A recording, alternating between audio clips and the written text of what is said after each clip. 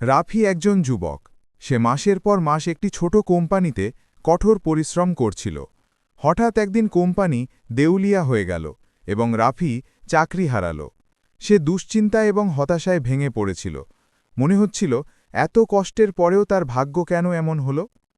কিছুদিন কষ্টের মধ্যে থাকা রাফি ঠিক করল আল্লাহর উপর ভরসা রাখবে। সে নিয়মিত নামাজ পড়তে লাগল, দোয়া করতে লাগল এবং নিজেকে আরও উন্নত করার জন্য প্রশিক্ষণ শুরু করল। 1 মাস পর একটি পুরনো পরিচিতি রাফিকে একটি নতুন চাকরির সুযোগ দিল।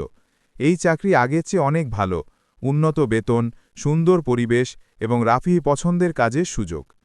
রাফি বুঝতে পারল, যখন প্রথমে চাকরি হারিয়েছিল তখন সে দুঃখে ছিল, কিন্তু আল্লাহ তার জন্য আরও ভালো কিছু রেখেছিলেন।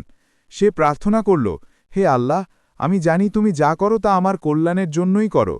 এই অভিজ্ঞতা রাফিকে শিখিয়েছে যে জীবন যে কোনো কষ্ট বা প্রতিকূলতা নিয়ে আসুক না কেন, সব শেষে আল্লাহর পরিকল্পনা মুমিনের কল্যাণের জন্যই।